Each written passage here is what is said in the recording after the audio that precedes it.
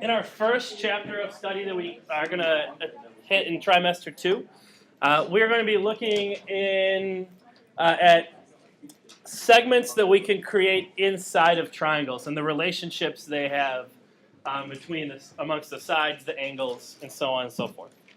So chapter 5 is going to be devoted to taking like one triangle and then looking at different things we can create inside of it and the really useful and kind of interesting relationships we can make.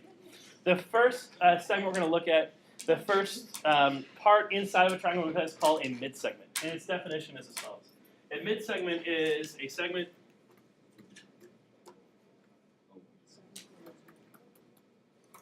that connects the midpoints of two sides of a triangle.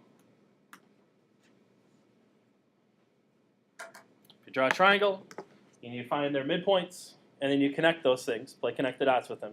You've drawn yourself a mid-segment. Midpoints, mid-segment.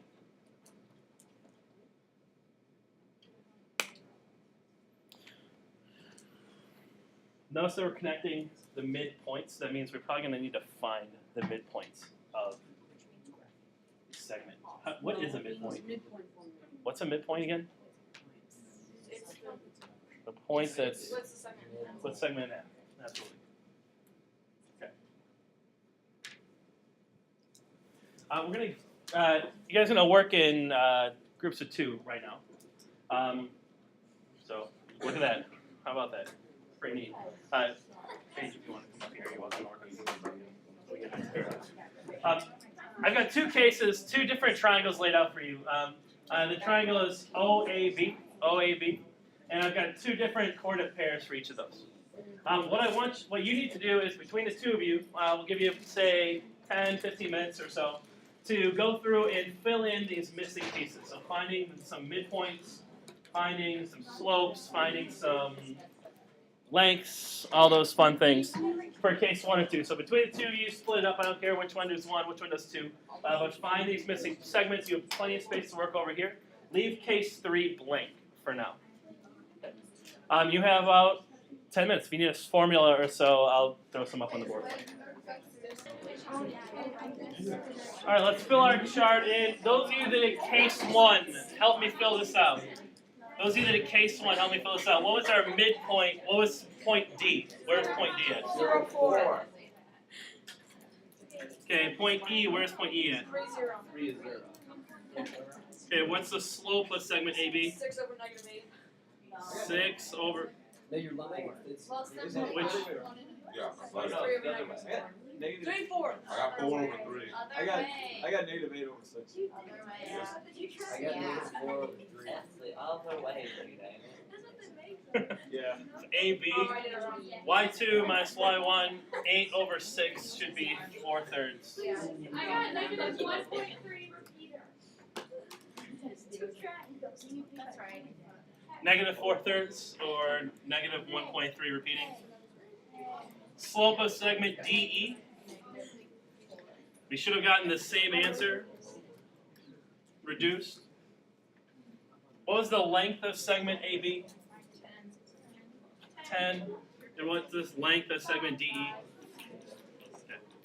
How about for case 2? What was our midpoint of, what was segment D for case 2?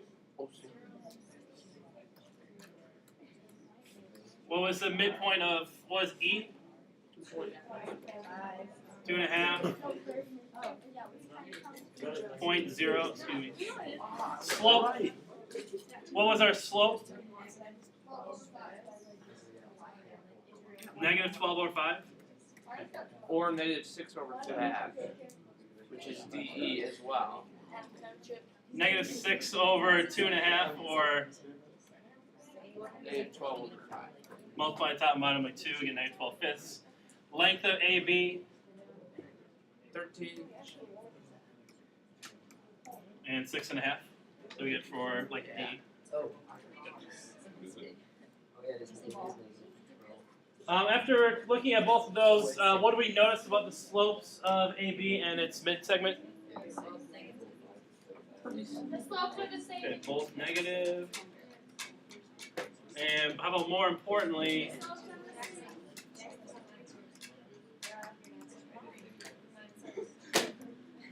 they're both the same. Oh, yeah. What did you notice about their lengths? They're half of A, so D is half of A. I noticed. I just got to Is half.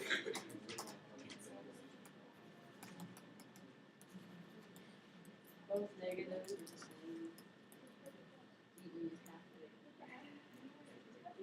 This segment same slope, half. It's opposite side of the side it's across from. So then, what are some conjectures? What are some guesses we came up with about these relationships? Jackson, what'd you write? Mid segment has the same slope, but has the half one. It's mid point, which the definition is that it's half. Kind of makes sense. Has the same slope as its opposite side.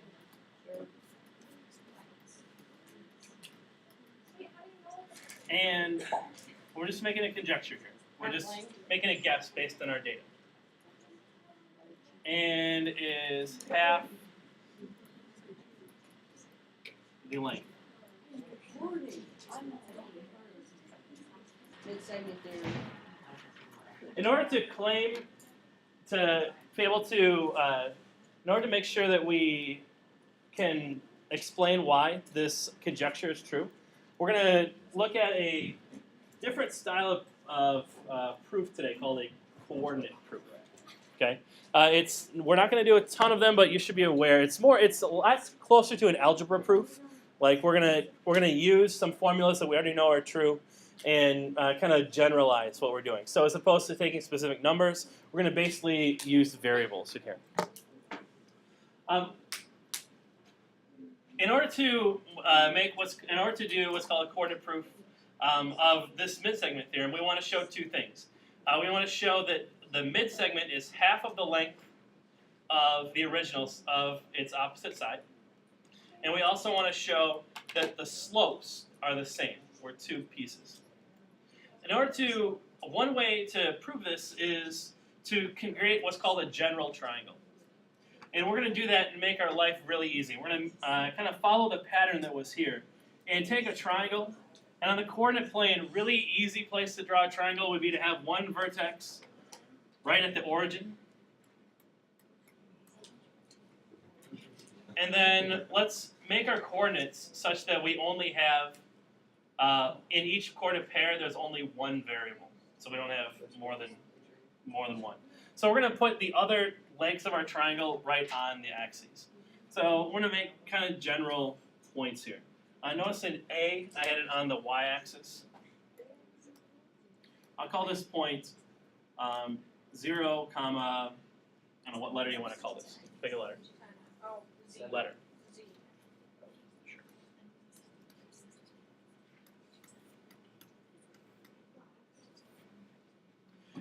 On B, notice I had this on the x-axis, so let's pick a point, say, here.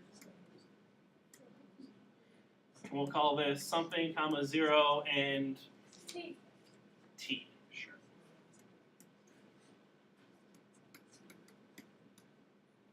Okay. And notice when I put this in, got myself a triangle.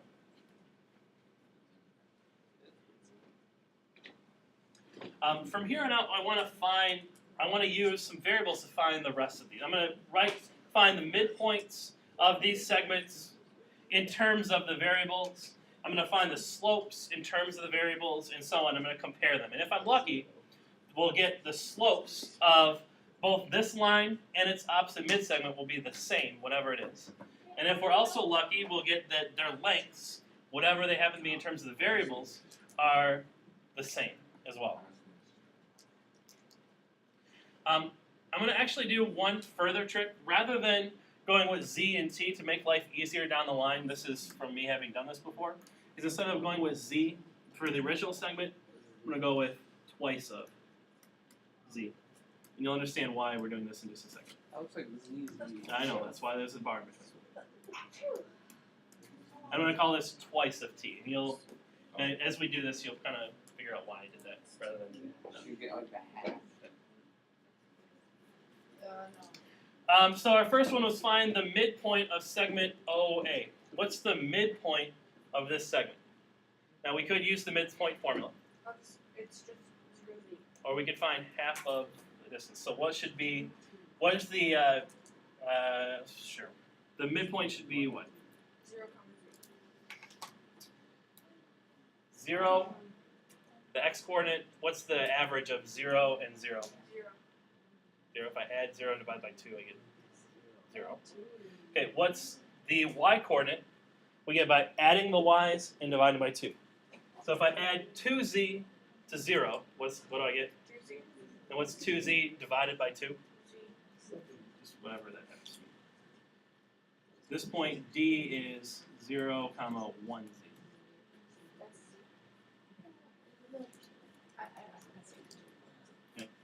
And this was this point here. Similar line of thinking.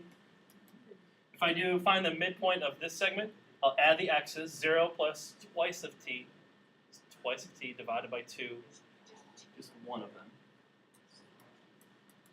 And then 0 plus 0, 0 divided by 2 is just 0.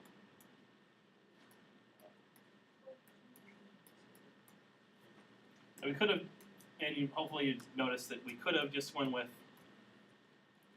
1 and 1, but then we'd have half of each of those, which is less fun to deal with. Okay.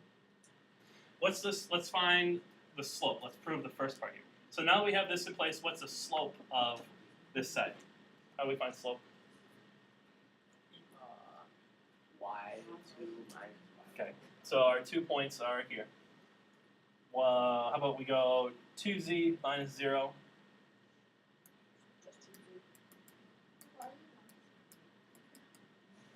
Slope formula, subtract the y, subtract the x's. So I'm going to find the slope of a segment. I'll use the slope formula. So subtract the y coordinates, 2z minus 0, 2z. And we'll subtract the x coordinates, 0 minus 2t. And that gives us a slope of what? 2z over negative 2t. How about negative 1z over 1t? It's supposed to be a negative 2. Not that one. Not that.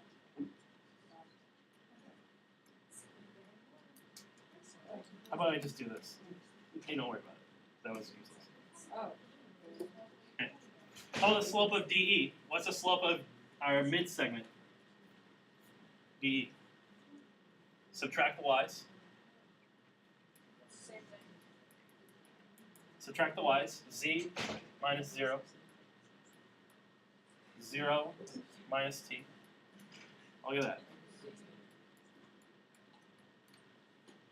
Yeah, it can be exactly the same. Wait, why is it negative 0 if it's C minus 0? Okay, those are the easy ones out of the way. So what we've done at this point is, since we're only using variables, does it matter what the coordinate, what number we put in for z, what number we put in for t? No. It doesn't matter, because it's whatever number we want to choose.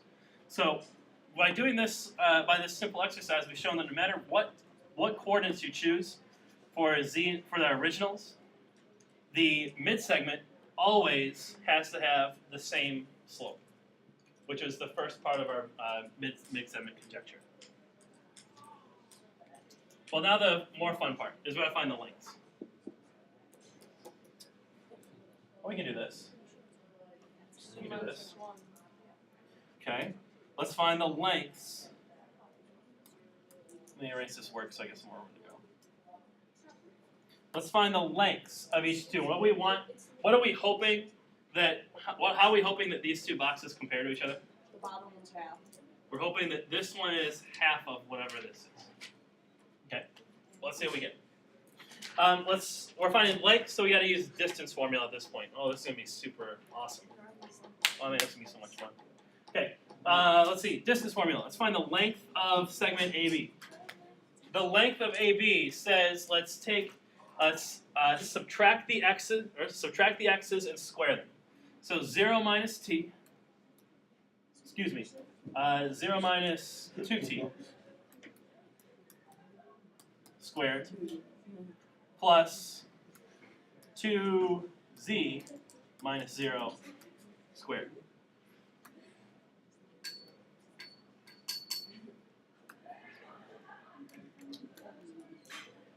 So that's.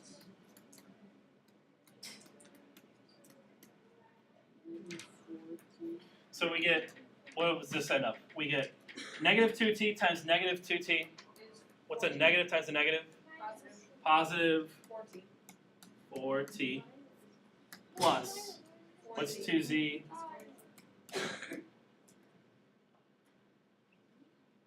wouldn't it be? What is squared though? It's about. Oh, yeah, you're right, the squared. Squared. This looks kind of ugly. You're not allowed to just, since there's addition in between, you're not allowed just to take the square root of each of them, unfortunately. But we can do one nice algebra move. Each of these has a 4 multiplied to it. Wait, On 2 tiers. it's not a square, is it? Square. 2t times 2t is 4t squareds. T times t is t squareds. Z times z is z squareds. What about the negative? What's a negative times a negative? Positive. Okay. We're not allowed to take the square root of these individually because they're being added together, but we can do this nice move. There's a 4 multiplied to each of those, so you could factor that 4 out.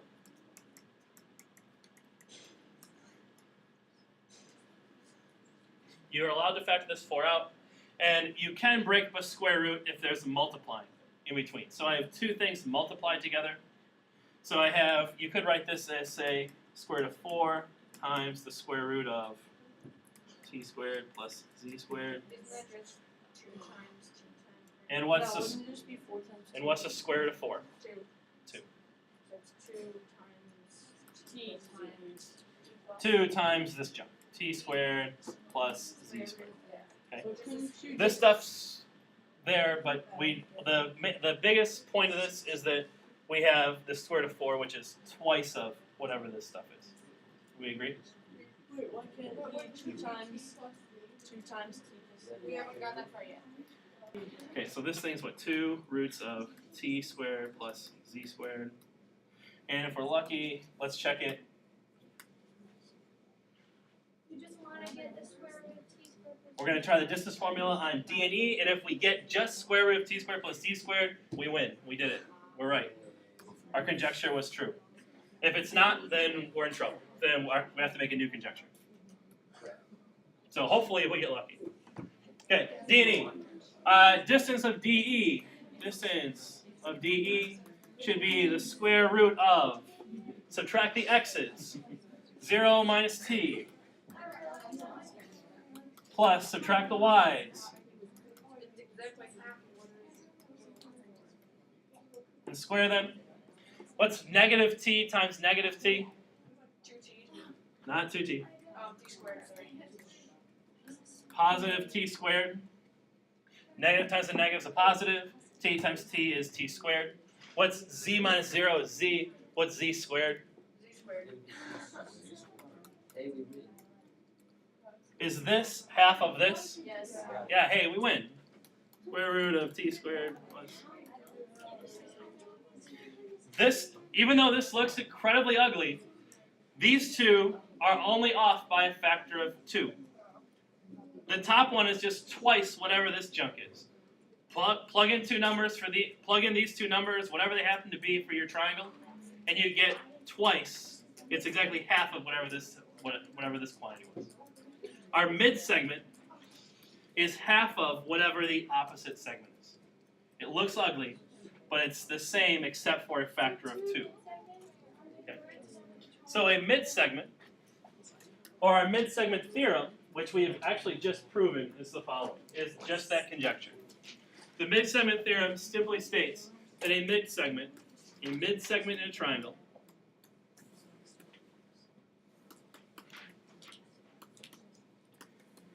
is 1 half the length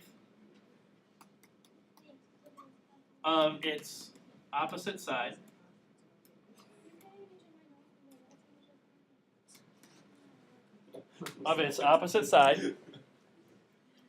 and 2 is parallel to its opposite side. What's parallel mean? They will cross. Okay, how about in terms of slope? What's parallel mean? Same slope. Same slope. Wait, if it's what? It's line. Look at last one. Of its Why don't you get like a charger for those things? of its opposite side and 2 parallel to its opposite side. Well, that's pretty neat because now we can do all this other stuff. Now you can do some pretty cool calculations. Say in the first 3, each of these drawings, MP is a mid-segment of the triangle. Let's find the value of some missing sides. What's the length? What's the value of X in A here? Why is it 14? Because it's twice of the mid-segment. So if this is a mid-segment, then its opposite side is twice as long. Okay. How about what's the length of X here? 4. Why is it 4? It cuts the OL. Scott, you're on like fire today. Nobody else is. That's because everybody else is out. Everyone else is just asleep. Coming out. Tracy's saying, You're still on. I'm here. You're still full of that tryptophan from the Thanksgiving dinner. Half of 16.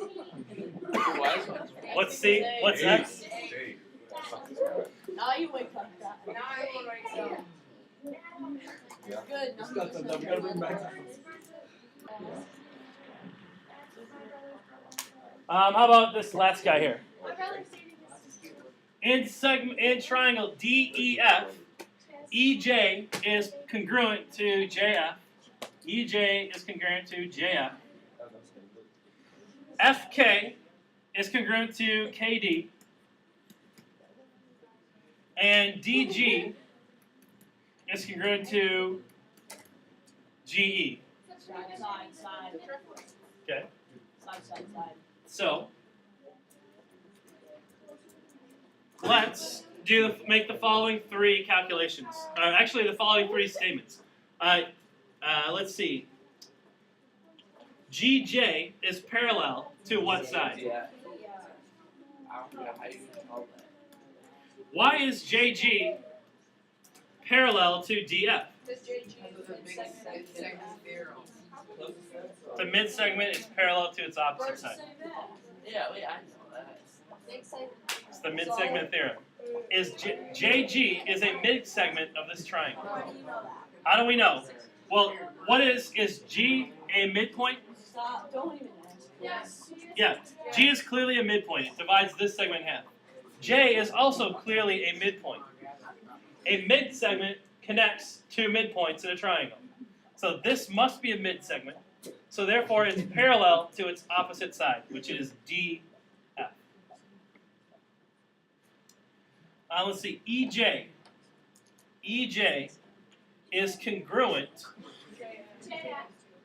to JF. And is there something else it's congruent to? J. Which one? G.